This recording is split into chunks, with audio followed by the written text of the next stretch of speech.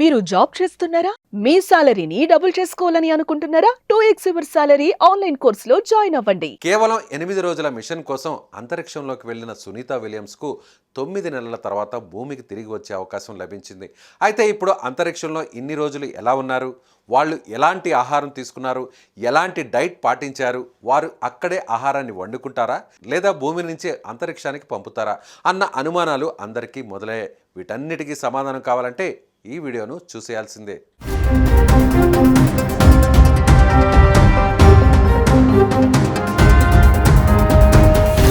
అంతరిక్షంలో సునీత విలియమ్స్ తీసుకునే ఆహారాన్ని కేవలం ప్రాణాలు నిలుపుకోవడం కోసమే కాకుండా మైక్రో గ్రావిటీలో ఉన్న పరిస్థితులను తట్టుకునే విధంగా నాసా రూపొందించింది. ఎక్కువ కాలం మైక్రో గ్రావిటీ ఉండడం అనేది అనేక సవాళ్లతో కూడుకున్న అంశం కాబట్టి వాటిని దృష్టిలో పెట్టుకునే ఆమె డైట్ పైన నాసా ప్రత్యేక శ్రద్ధ వహించింది. ముఖ్యంగా అంతరిక్షంలో ఆరోగ్యాన్ని కాపాడుకోవడం అంటే అంత ఈజీ కాదు. అన్ని రకాల పోషకాలు సరైన స్థాయిలో అందేలా చూసుకోవాలి. అందుకు అనుగుణంగా ఉండేలా సునీత డైట్ ఉండేలా నాసాకు చెందిన డైటీషియన్లు జాగ్రత్త వహించారు. ముఖ్యంగా పలు అంశాలపై ఎక్కువ ఫోకస్ చేశారు.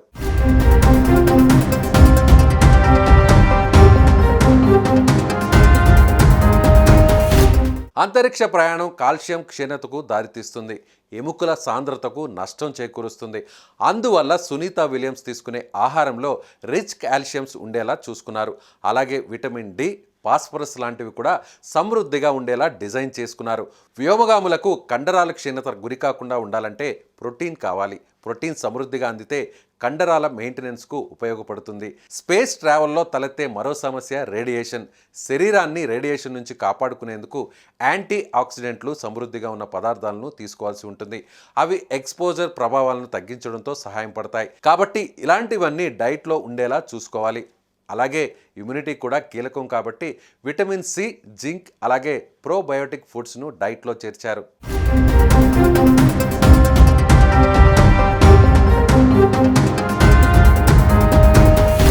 అంతరిక్షంలో నచ్చిన భోజనం, వెరైటీలు చేయడం కుదరవు.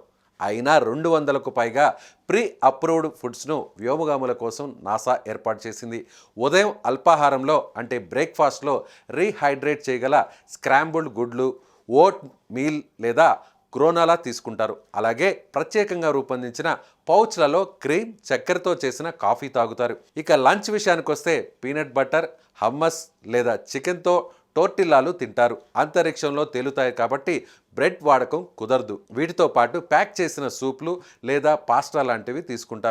ఇక ఒమేగా 3 ఫ్యాటీ యాసిడ్స్ కోసం ప్యాక్ చేసిన ట్యూనా చేప లేదా సాల్మన్ చేపను తింటుంటారు. డిన్నర్లోకి అన్నంతో పాటు కూరగాయలు లేదా చికెన్ను వినియోగిస్తారు. హాట్ సాస్ వంటి స్పైసీ సాసులు కూడా తీసుకుంటారు. ఇవిగాక శక్తిని పెంచడానికి నట్స్, ట్రైల్ మిక్స్, ప్రోటీన్ బార్లు, డార్క్ చాక్లెట్లు వంటివి స్నాక్స్ ఉంటాయి. దాంతోపాటు ఎముకలు, కండరాల బలం కోసం కాల్షియం, విటమిన్ డి, ఐరన్ సప్లిమెంట్లు వాడుతారు. డీహైడ్రేషన్ కాకుండా ఎలక్ట్రోలైట్లు సేవిస్తారు. అంతరిక్షంలో వంట చేసుకోలేం కాబట్టి చాలా వరకు ఫ్రిజ్, డ్రై ఫుడ్ లేదా థర్మో స్టెబిలైజ్డ్ ఫుడ్ను వినియోగిస్తుంటారు.